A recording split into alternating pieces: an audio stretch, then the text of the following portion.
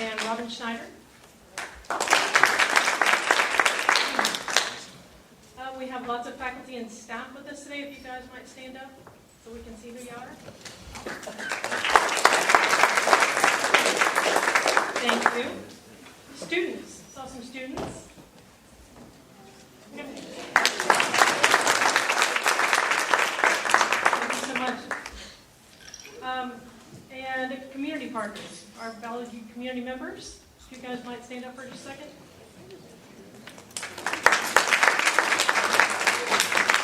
Thank you so much for everybody for being here with us today. We are going to start this panel discussion with a few words from our facilitator, Lori Bainham of Lori Bainham & Company.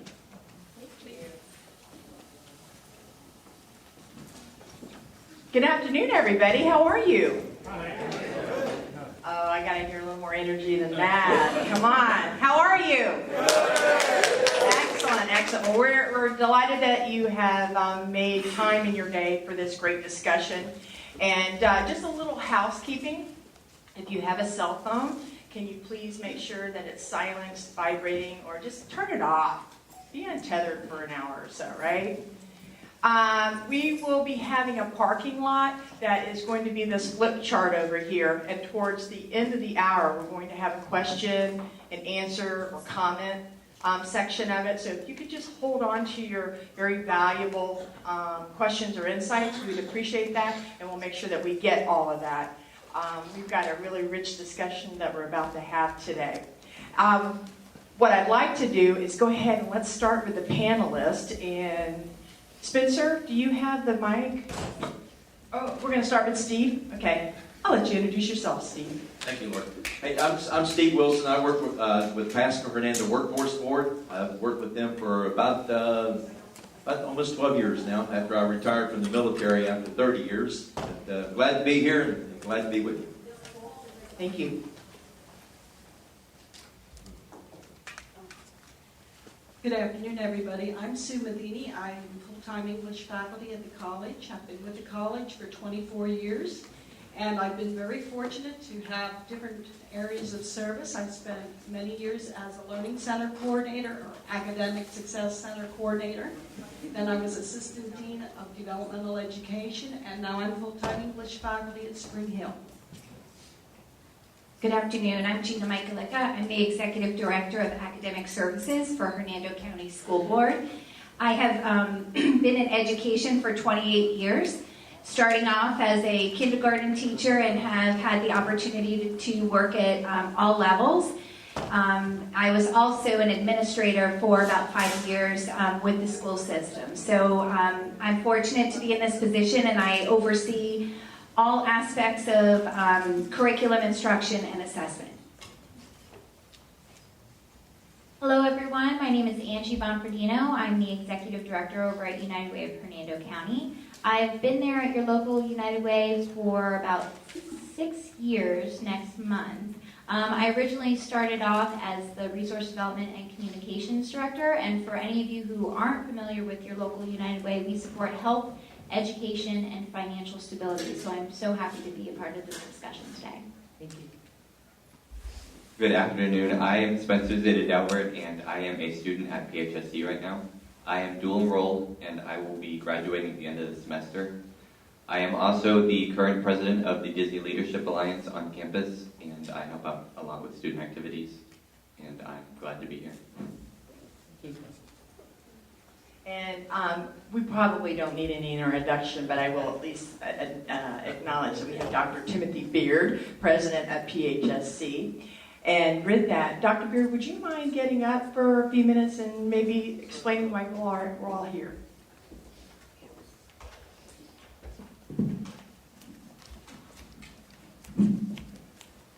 Again, good afternoon.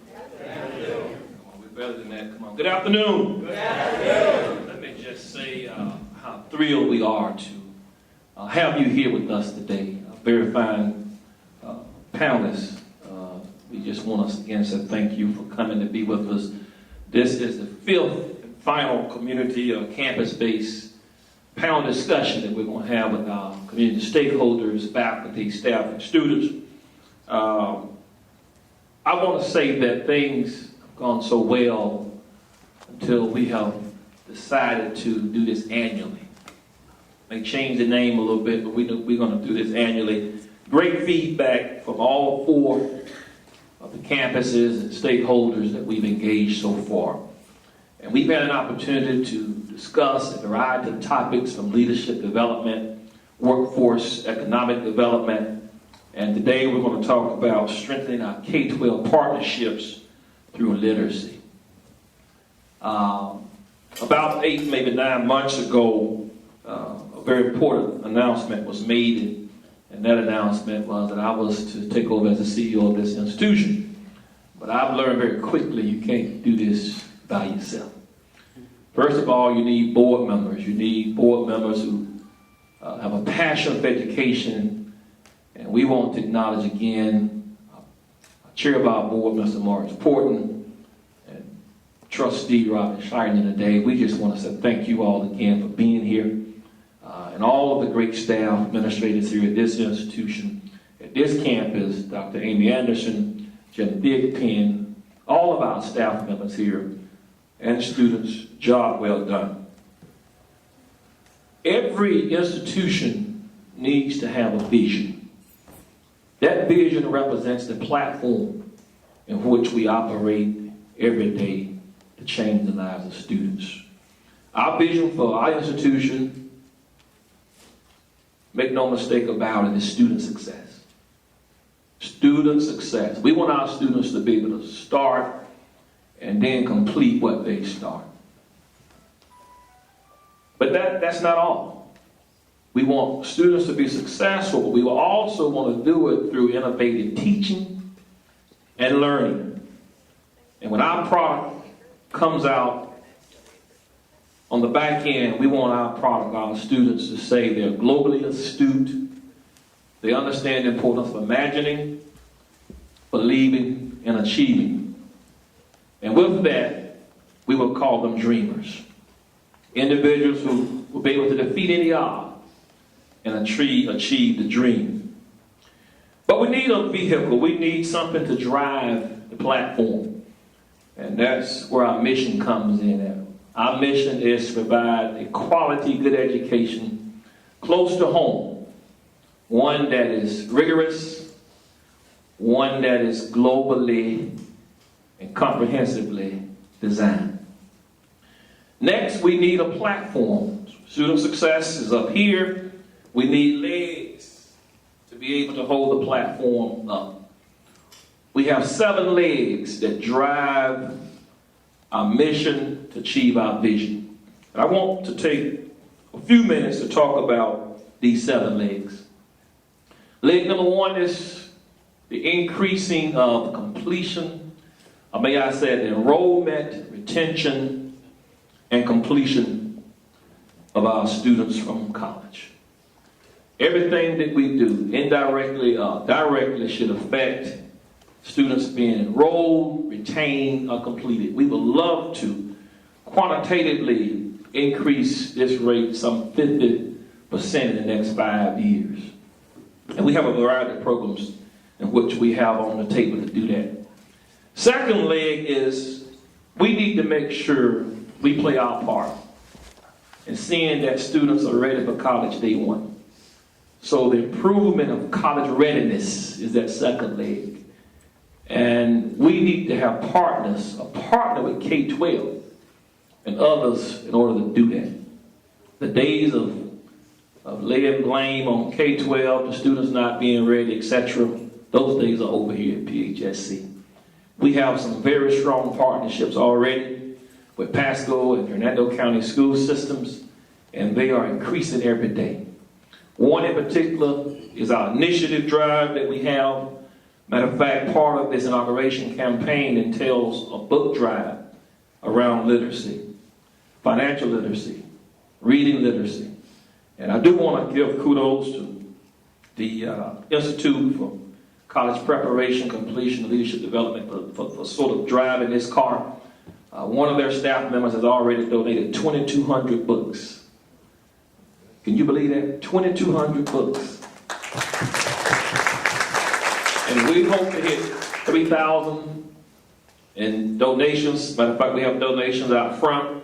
And the whole purpose is to take these books to our K-12 partners. First grade and kindergarten to 4th, 5th grade. We send a strong message that literacy is important. And maybe one day our community will receive this message as a whole. Next, the third leg is we want to close the American skills gap. There's a big gap between the skill level that we have and what is needed. The chicken versus the egg, which one comes first? That's the question on the table. Will manufacturers or employers come here if we don't have the skilled workforce? Or do we need a skilled workforce in order for the employers to come here? Most people would tell you need the skilled workforce first. We're going to play our part in that. We just received $2.5 million to develop what we call Stackable Credentials, starting with students in high school.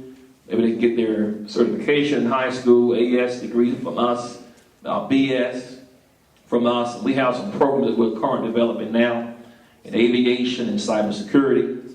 And we're working very close with our K-12 partners to make this come about. That $2.5 million, from what I understand, that money is restricted to developing a skilled workforce. Next, we must refocus our mission and redefine our role as an institution. Very quickly, that means we got to pay close attention to our development education students who are not college ready. And we got to pay close attention to the implications of performance-based funding.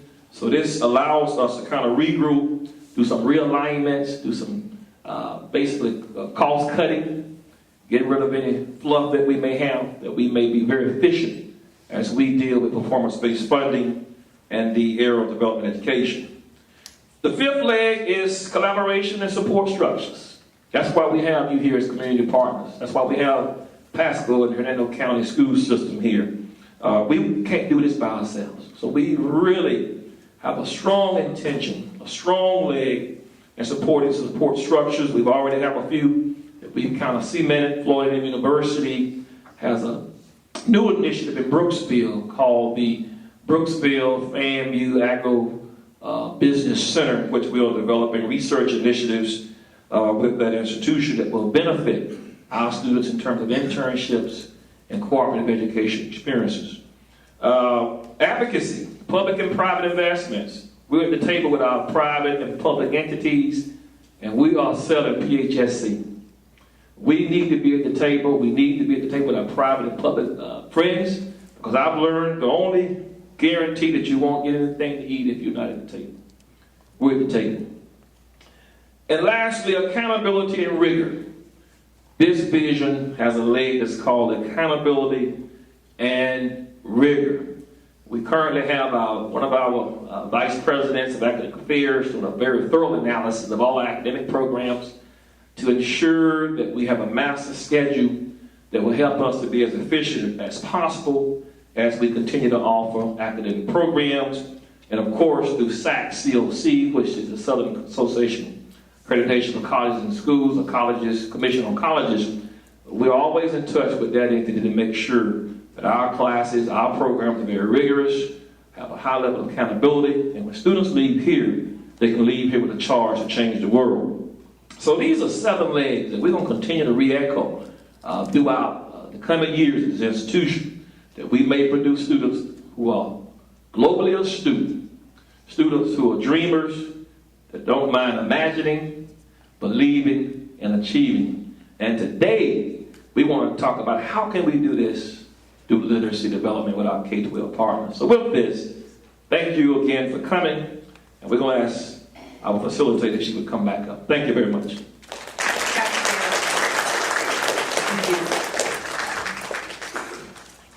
You know, it takes great leadership in order to make great things happen. Would you agree? Right? And what you just described, Dr. Beard, was crafting that vision. Then we're talking about the alignment for that vision. And then, of course, we're going to talk about execution, right? And it's very exciting to be in a community that we're able to come together and have this type of conversation. So thank you all for being here.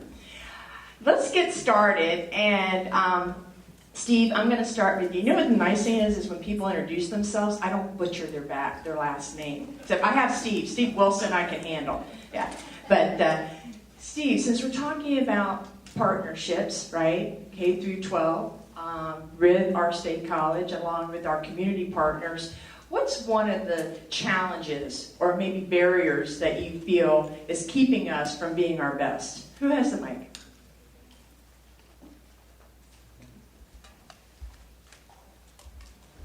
Thank you, Lori.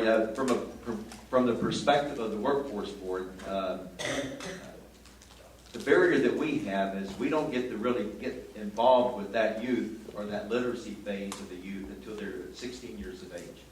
That's the minimum age that we can deal, and so that's always a barrier to us. Now, does that mean that we throw our hands up and say, well, we can't do anything until they're 16? No. We're going to do everything possible and try to facilitate that, but we can energize that when they're 16 years of age. And that is certainly an issue for us.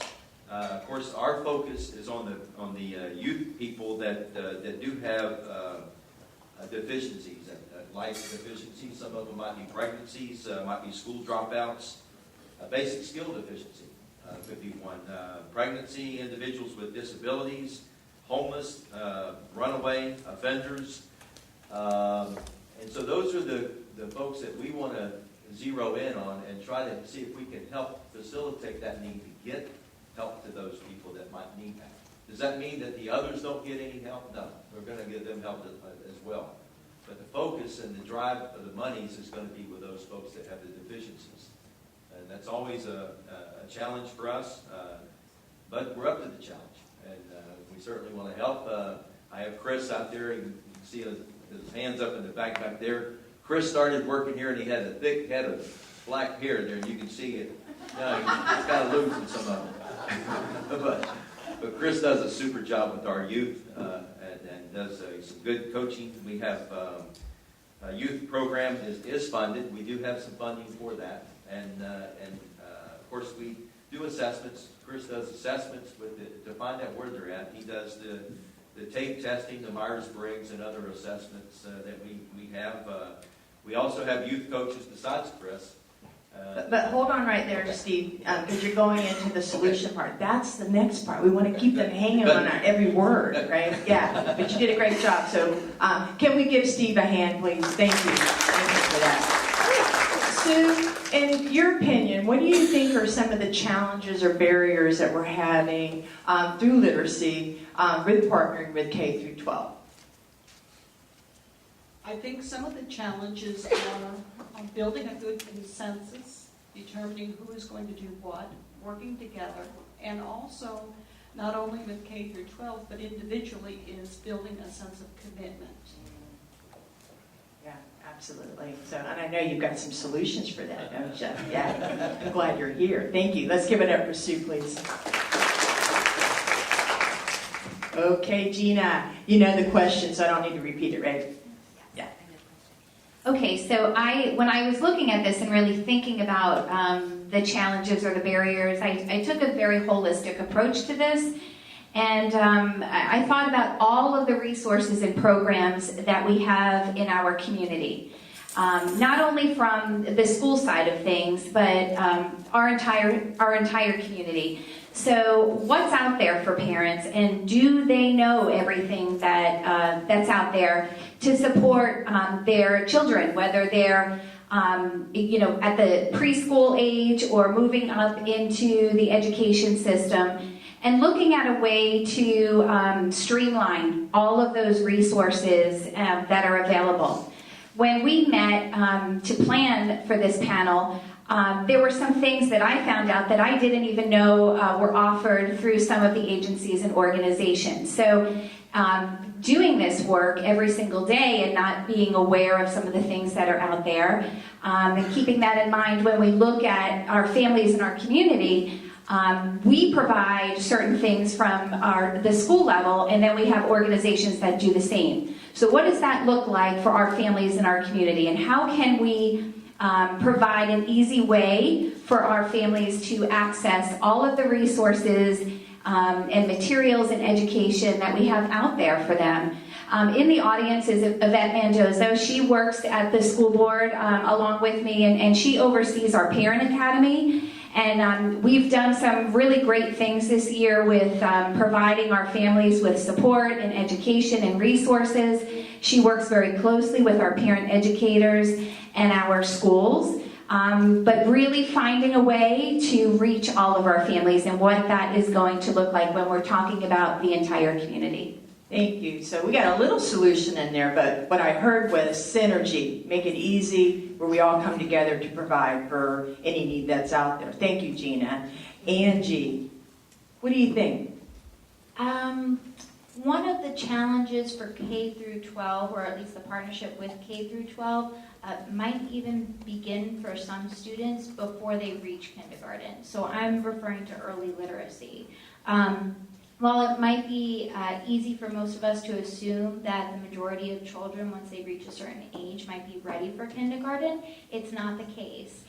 Taking a look at our Hernando County statistics, and I know through the Early Learning Coalition we were just talking about the kindergarten readiness assessments, and we're about at a 92%, was it, Amy? I don't remember. Don't quote us on that, 92, but I can tell you back in, and that was for this past year, but back in 2013, 2014, we were at 79 with the state comparison at 72%. So focusing really on early literacy, and at our United Way, and I know I was initially brought into this to kind of hit home on early literacy and even share one of our local programs, kind of piggybacking off of what Gina shared, but most of our community doesn't know that our United Way provides the Dolly Parton Imagination Library Program for children ages birth to 5 years old. And what that is, they receive a free book in the mail every single month before kindergarten. This is the last book that they receive, and it's Look Out Kindergarten, Here I Come. And the statistics that show parent engagement, if they really take the opportunity to sit down with their children and reading out loud to them and what it does for them and preparing them before they reach kindergarten, how much more prone they are for educational success. So really getting the community to rally behind this very passionate initiative. It's easy for people to become passionate, especially about young children. I think that's where we need to zone in on. Okay, thank you. So we heard a little solution there, but we're going to come back to that and have more depth there. Thank you very much, Angie. Spencer! A challenge, one of the biggest challenges to me, I think parent engagement before kindergarten is great, but we also need more positive college student role models to sort of inspire that literacy in them. So we need more collaboration between the two and more interaction, I guess, because we have tours on campus like once a year, but I feel like that's not enough. So that's what I think needs to be solved. So you think there could be more involvement, there could be Definitely. more connectivity, there could be more mentoring and more leading by example for students. Okay, gotcha. So we'll come back to that solution. Dr. Beard, do you have anything? I would certainly say the lack of focus and commitment on this issue of literacy. I can tell you there are 4 major institutions that really drive any civilized society: religion, government, education, and the home. The home is really where it begins. The family dynamics must be given the right attention. And talking about solutions, I won't go there, but I can tell you that's the major focus. Yeah. The lack of focus is a major challenge. Wow, that's great. Thank you for adding that. So we've got, and this is probably not all the challenges, right? We could be up here all day or maybe all week, right? But we have to start somewhere. And so, Steve, circling back to you, thank you for, just slow it down, one of these microphones is dented, so somebody hit somebody in the head with one. Or they got really mad at it. I noticed that. You see yours? It's not yours? Okay. Let me to hit. So, and working in the past with what you guys do with the workforce board and all the great work that you do, and so many people don't really know everything that you do, right? And you've identified that. And what I was kind of hearing from you is that we really don't get to touch people before 16 necessarily, but you get to touch people who touch those 16-year-olds, don't you? Absolutely. So I know you probably want to speak a little bit towards that, but let's elaborate a little bit more on the solutions that you started talking about, right? What Chris is doing and other things. Sure. Thank you, Lori. Just because we don't have them at, before 16 doesn't mean we get out into the community. We're out there every facet that we possibly can to reach out and to educate people as to who we are and what we're about, and to see if we can help facilitate those in a volunteer basis. And of course, you know that there's other programs out there. There's youth programs, there's Kiwanis, there's all kinds. Don't forget the Rotary, because if you say Kiwanis, you got to say Rotary. That's right, you got to say the Rotary. And then you got the Lions, and you got all the kind of zoo clubs out there. But anyway, those are type of good clubs that we can facilitate and spread the word to those folks and let them know what we have. We do have funding, as I mentioned before. We'd like to get more funding if we can. Obviously, everybody does. That's code for he has money to give away, right? Our funding is with the WIOA program, which is the Workforce Investment Opportunity Act. It's a federal program that comes down from the feds down to the state, down to the local workforce board where we're at. And part of that funding is for our disconnected youth, which is our dropouts. And then a certain percentage of that is for the out of school, and a certain percentage of it is for the in the school. But we do pay things like the GED classes and examinations that can help out. Spencer, you had a key word that's important to me, is a mentorship. I think mentorship is just as a great tool that we have, and I'm so thankful for our youth coaches that they do display that mentorship to our youth, because we do have youth that come to us in a disadvantaged way. They have a little chip on their shoulder and feel like nobody loves them sometimes, and rightly so. I mean, that perception is true to the beholder, and it's true to them how they feel, and we want to make sure that we reach out to them and let them know that we're there for them.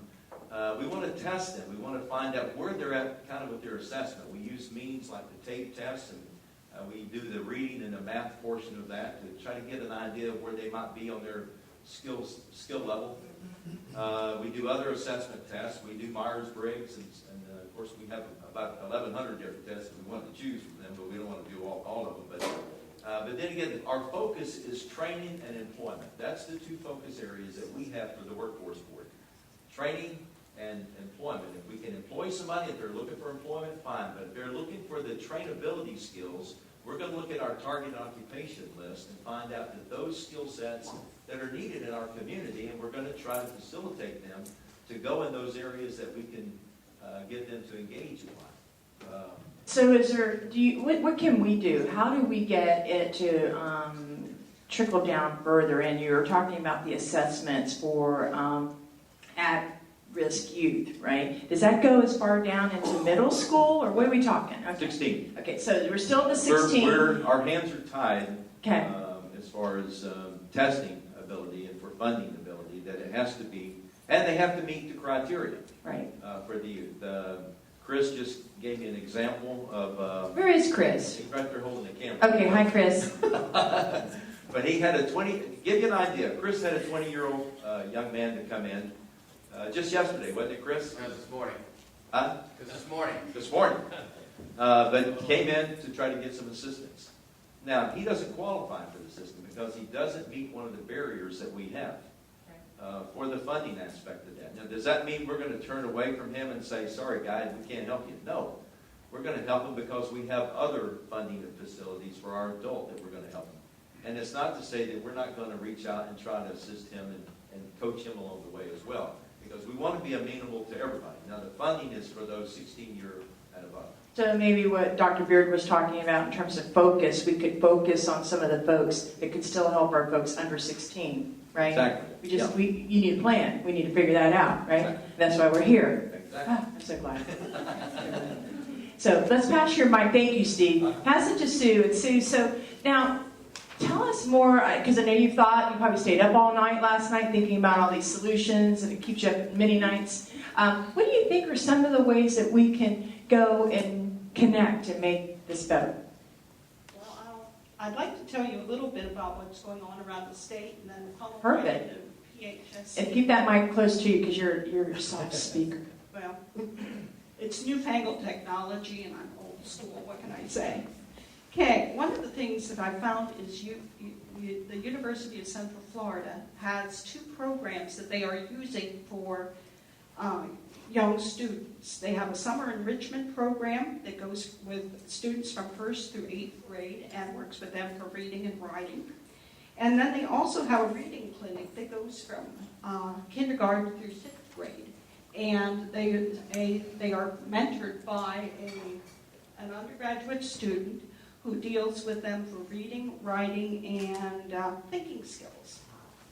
Now, PHSC has done some wonderful things too. The Synergy Sociology Club had a Plant a Seed book drive, and they gathered 2,900 books, and they distributed them to local schools and community organizations, both in Pasco and in Hernando County. Then the other thing that our college, PHSC, has done is that we are partnering with Hernando County Schools and Pasco County Schools to pilot a program called Achieve 300. And this program is designed to improve a student's lexile level, and it has a diagnostic, prescriptive, and it also allows a student not only to read and write responses and reflections. And what's the 300? What's that 300 mean? 3,000? Just a name. Oh, it's just a name. You know, people in education, they got acronyms for everything, so I have to stop and ask them, what does that mean? So, yeah. And that's basically what I've come through. That sounds great, and it sounds like, which is going to lead into Gina, because we're talking about that synergy, right, Gina? And it sounds like we've got some things going, but let's talk about maybe some solutions that you're bringing. So up here this morning, we've heard a lot of different solutions and resources and programs that are out there for our families. So as I had stated in my challenge was, how do we streamline this for our families? So one of the solutions that I've been thinking about and shared with the panel was coming up with some type of database or directory. We, at the school end, we have parents that have varying needs, and then their students as well. So, the employees that work with those families, and they try to provide them with those specific resources that will help them and their individual child. So coming together and having that directory or some type of resource that parents can go to based on their need, and they know, okay, United Way offers this. PHSC has some resources, and they know exactly where to tap into, so that it's an easy way. Because we know that when you look at our whole community, there are so many resources and opportunities for families, but are they aware? And is it an easy way? Have we made it easy for our families?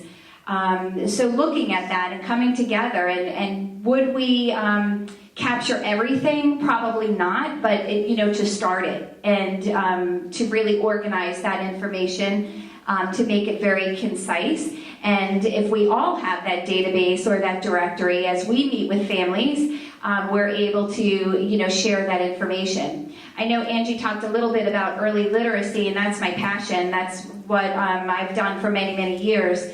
And starting early and capturing those families right away, and being able to share those resources with families. We know if we can provide early literacy and all of the literacy skills that go along with being ready for kindergarten, it will help those students to be successful all the way through elementary, through secondary, and then post-secondary, so that by the time they're entering college, they have a clear vision, they have those skills that are needed to be successful at the college level. So one of the other things that was interesting this morning was listening to what the college is doing in regards to literacy and the book drive and so forth. And we are starting this year our superintendent's summer reading program for our elementary students, and we're looking for sponsors and putting together that entire program, and we're actually rolling it out in May to our students. So I'm definitely going to be in contact to see how the college can partner and help us with that. So that's my solution. Terrific. Yeah, thank you.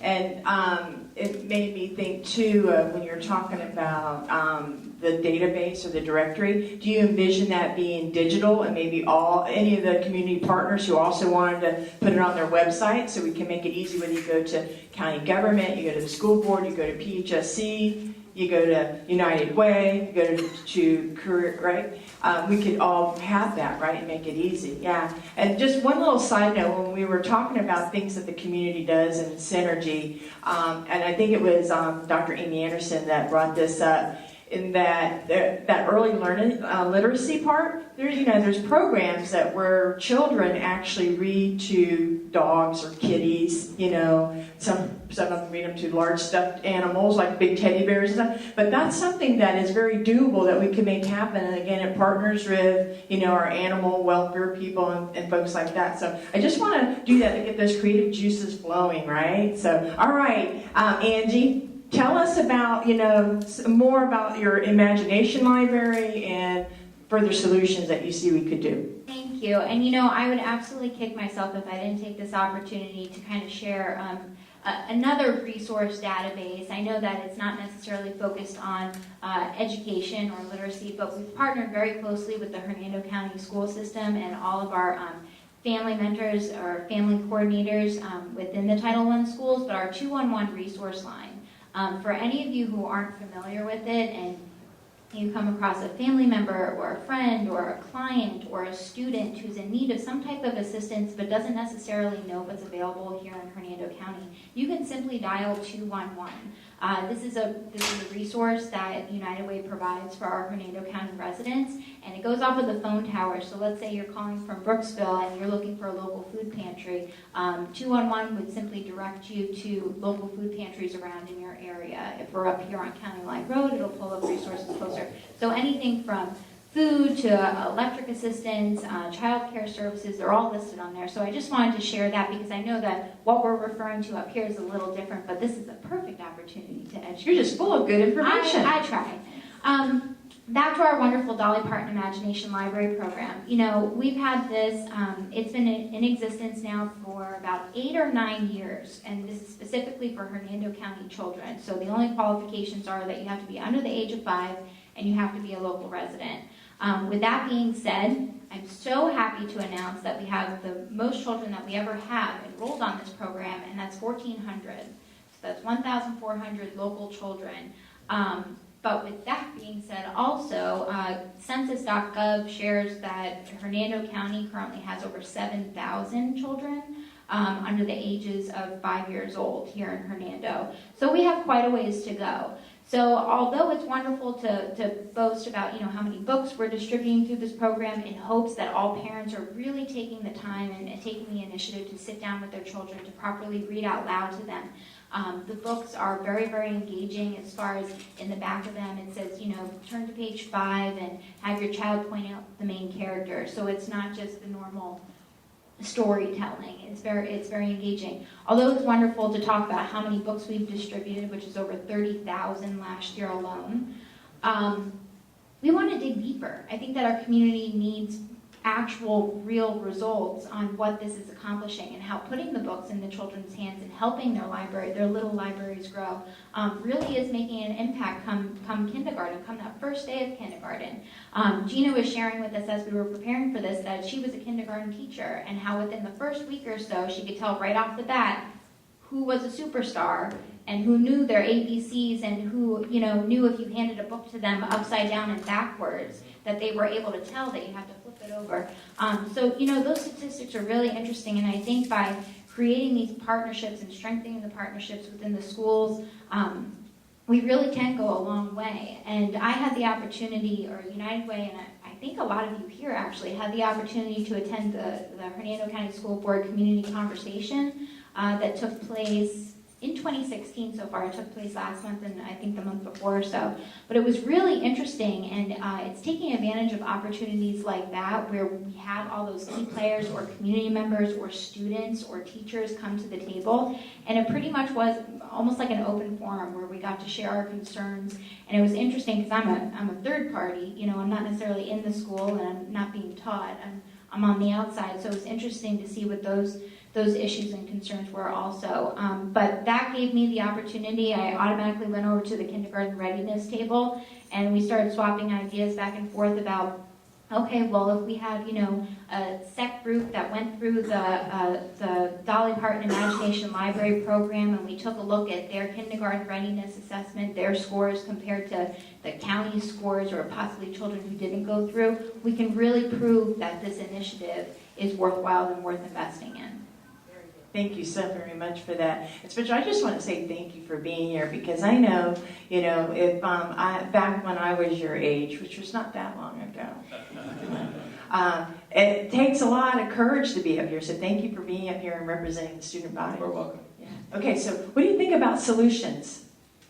I think that we need somebody at PHSC to take over or hire somebody to basically work on collaborating with schools in the area. We can have, for example, we can have college students go and read to the students. We can do more campus tours and invite them to events here. Like we did the Kids and Sips once a semester, and that's really interesting, but that's little toddlers. Yeah. More middle school, high school aged events. This would also provide a lot of volunteer opportunities for the college students here. I know for the clubs, we have a 5 stars list that we have to fill out, and volunteer hours, 30 hours at least, are required for that. So for my Disney Leadership Alliance, the club I run, we went to the Classical Preparatory School in Pasco County, and we helped out at their fall festival and their ice cream social. And I just think that we need to interact with them more and become mentors and people that they can look up to. So they decide that they want to go to college because of us. You've got a lot of great insight. So it sounds like when you graduate, you might be knocking on Dr. Beard's door to apply for this job, right? Great ideas, you know, and somebody actually, you know, leading that execution of you know, these groups that we form, right? And the mentoring and these opportunities for people to do volunteer hours and things like that. Yeah, I think that's great. That's great. Dr. Beard.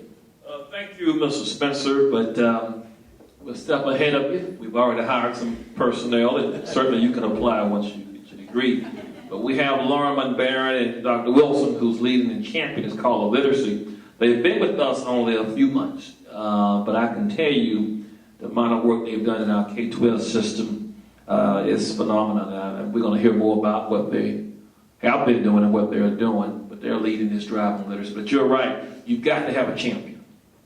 You've got to have a champion.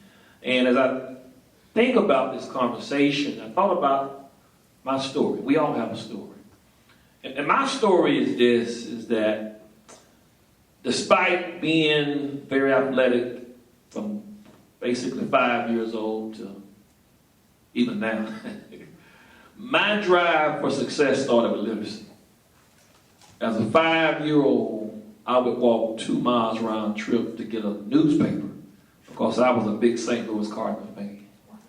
I'm talking about in the late 60s, early 70s. And as I entered elementary school, I was one of the best, if not the brightest students in the class. And as we integrated our school, there was another close friend of mine who was also passionate about reading. And his story was he would sneak a book as an 8, 9-year-old child in the bed with him. And his parents would often catch him reading under the cover. So out of these 100 or so graduates, some 12 or 13 years later, there were 2 individuals who would go on to become doctors. That student, Dr. Dusty May, who was a doctor of medical dentistry, and Tim Beard. Wow. So when you talk about literacy, it has a special place in my heart. And all of us know, as our students take these standardized tests, the students who can really read are the ones who are going to score better. So this subject has to become personal, and we've got to make it just really more important than athletics. If we can make this story a thing that we call literacy more important than college football, the NAAC or the NCAA Final Four, we can raise this through the social media like we're talking about here today, we'll change a culture. So awareness is so vital. So we need to continue this for sure. We're prepared to make that awareness rise, are we not, everyone? You know, we're here to take that pledge, and that's a great story. And we'll have to talk more about it. We won't take the time right now, but I want to hear more about what was that drive for that 5-year-old. That's just amazing. So, you guys, let's give it up for our panel. We're not done yet. Great job. Great. Look how relaxed. They're still smiling. It's all good, right? You guys did an outstanding job. And Lorraine, I'm sorry I did not introduce you to the crowd. She's our note-taker scribe. She's been getting all these great ideas down. And we're going to bring those back. I'm going to give you a couple of minutes to kind of pull those together and pull out what are those top 3 or 4 action items or things that we need to work on. Now let's open it up to you guys. I'm sure there must be at least some comments or a question or something that you'd like to ask. Anybody have a question? Yes.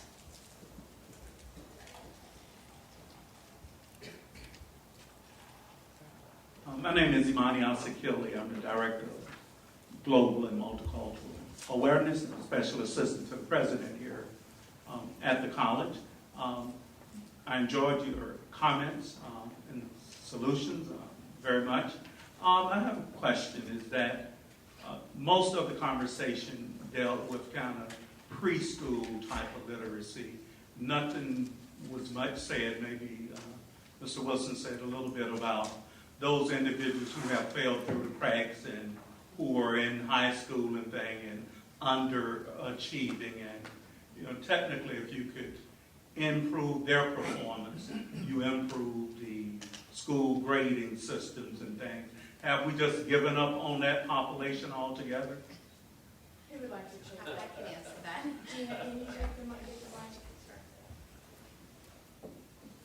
So one of the things that we talked about this morning was, the early literacy piece and what happens when students struggle. And we know that research says that by the time a student is about 8 years old, if they are not a proficient reader, it is very, very difficult to catch them up. So my background, after moving from elementary into the secondary world, I spent about 6 or 7 years working with secondary students that had not been proficient on their state assessments.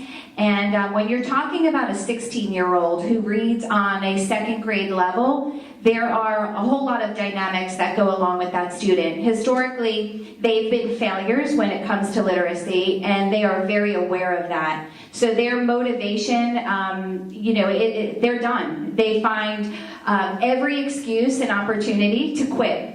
And one of the things Steve and I had talked about this morning was those students, they need a champion. And I know that was talked about a little bit up here, they need that mentor, that person that is going to stand behind them and be the driving force. Because when you talk to those students, there are so many issues that they have, whether it's their family, their home life, whatever dynamics they bring to the table. And it's very easy for them to quit at that point. So one of the things that, just from my experience, is they need that person that can stand behind them and push them every single day. And they can do it, but they have to have a very strong support system in order to catch up, because you're talking about basic foundational skills. And how do we do that for a 16 or 17 or 18-year-old and them not feeling like, wow, my teacher's teaching me kindergarten stuff, and why do I need to know this? So we put multiple things in place for those students, and many of our schools have those mentoring programs and so on and so forth. But when you're talking about 50% of a school population that may not be proficient when you're looking at our state assessments, it's a huge undertaking, and we need the support of the community. We have various organizations that come in and help to mentor, but can we strengthen that? Absolutely. Absolutely, we need to do that. And that's one of the things that we can look at when we're, charting that information and looking at solutions. Thank you very much. Did that help answer that a little bit, or at least give you a little taste that we're not leaving those folks behind either? We can do more though, right? Yeah, exactly. Isn't there a program, Gina, where I know I've gone to where they were celebrating children who had the most improved? Yes, we have the most improved reader where, each school picks a student that has made progress, remarkable progress throughout the year. And we have multiple things that the schools do. We also had our reading festival not that long ago. But really, when you're talking about the amount of students that really struggle with literacy and reading, it really boils down to what's happening at the school site, because it's not just one or two students, it's many, and helping them so that they can graduate and then move on to the college level or career readiness. Right. Yeah. And we were talking earlier too that very likely if a student is struggling to read 16 and they're at the second grade level, their parents could be also struggling, right? So they don't have a lot of great leading by examples. Any other questions, comments, ahas? Yes, I do have a It seems to me that access to the written word is key to literacy. So what are we doing in terms of maybe giving free internet access to the poor folks in the county, and then maybe free computers where they'll have access to literacy programs built into the computers, and that'll little by little help build that literacy, and it could be more effective than maybe giving the free books, because they'll have unlimited access to the word and the internet. Exactly. The world to them. Exactly. Gotcha. Right. And we do look for partners who would do that. We solicit partners. Matter of fact, Achieve 3000, from what I understand, they have donated to resources. Basically, this is a software not only for the student but also for the parent to go over some of the structures of literacy. Most of us, when we talk about literacy, we often think about just reading and pronouncing the word. But there's a lot more to reading than just pronunciation. And I think that's the piece that a lot of folks kind of miss in the importance of this. But we often solicit companies and private partners to do that. And as a follow-up, I mean, it seems that money that could be spent, let's say, in towers or whatever the infrastructure is needed for that free broadband internet access is being used in maybe libraries. Maybe it would be more effective to use that money in those towers that are needed, older computers that could cost $100 per computer or less, and put that money there instead of other things that are probably more expensive that we're doing right now. That's that synergy that we need to make sure that we're starting to look at, right? So let's see what the library system's doing along with our school systems, along with any other groups that are doing things. Because nowadays in the library, there's electronic access to all those books. Yeah. So instead of having the people come and have to drive to the library, the overhead of the cost of the actual structure of the library, the AC, the lights, I mean, instead of that, since we're already having all those books electronically, they would spend that money giving free internet access and free computers, and they can access the library from their house. Yeah. Also, we have our mobile one that's in various locations throughout the county. And you could go online and find out where it's at each particular day. But I would encourage, if you can't get to the library and if the mobile one's near you, certainly it has satellite-driven capability for the internet, and they're free to use that. Yeah. And yes, Chuck, I know That's you. a paradigm shift that you just mentioned of. That's a paradigm shift that we need to make. Exactly. To address your statement, what we're doing in our division at the President's Institute on College Prep Certification and Completion is partnering with those corporations that have those social responsibility dollars, your banks, way back. They have some social responsibility to their dollars. We met with AMSCOT, Senior Vice President with AMSCOT this morning, and gave them an overview of our literacy project, and they're very much involved, want to be very much involved with this initiative. So I think the question that you bring up is very important, because outside of legislative dollars and outside of the walls of academia, there is a responsibility to do business in our community. And so I'm glad you brought that up. Yeah. Thank you for your comments. So in essence of time, to make sure that we end on time, we can continue this conversation, by the way, because I'm sure most people are going to be hanging out for a little while, a few more minutes. And so let's see now, because now we have to have that accountability piece, right, in order to have great execution. So Loran, what do we have over here? What do you think were the top 3 or 4 things? I'm going to give you the mic. So the 3 top calls to action from this discussion today, we're partnering with agencies and corporations, which we will continue to do. But the main call to action would be to strengthen those partnerships, which leads to number 2, corporate and higher education commitment to address literacy. So going back to, well, whose job description is it, or who does it? It would be just our commitment as a whole to continue those initiatives. And then literacy without walls. So instead of working in, your cubicle and working from your 9 to 5 and doing what your job says, you would go above and beyond to continue the literacy push with K-12 to expand the Wi-Fi connection, to do those types of things and to spread the word. Because as we've seen here today, when people, the more they hear it and the more they hear about it, the more people they will tell. So those were the 3 calls to action according to today's conversation.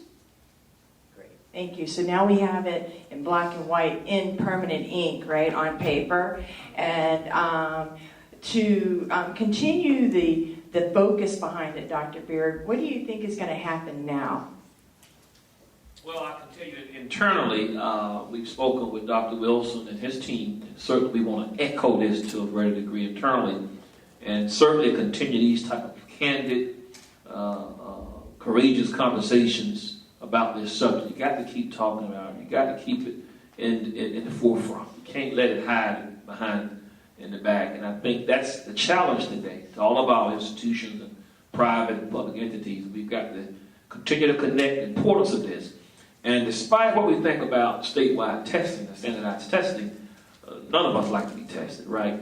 But one thing it has really brought to the forefront is the importance of literacy, particularly reading. If you don't read well, not just pronouncing words, but if you don't read the processed information to make sure the output is appropriate, you're going to have a serious problem.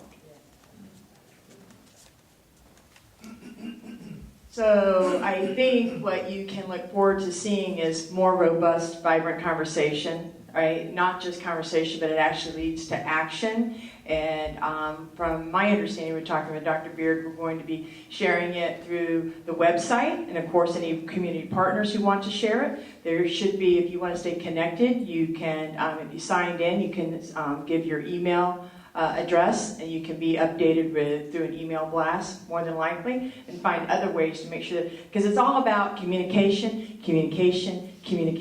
right? And that's where the great ideas bubble up. So we are right at 1 o'clock. I want to say thank you guys so very much for being very attentive, participating, and let's give it up for Dr. Beard, PHSC, Dr. Amy Anderson, the panel, and all the great people who helped put this together. Thank you very much.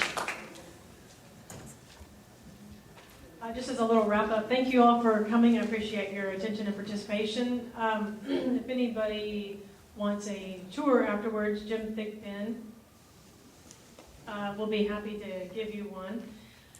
Thank you for those of you who brought books. The books on the tables and the books out in the lobby will be donated to the schools, as we talked about. We'd like to send the centerpieces home to loving families. So if you would, as your table, talk about briefly whatever your favorite book is, and whoever has the longest title gets to take the flowers home. Thank you, and enjoy the rest of your afternoon. Thank you.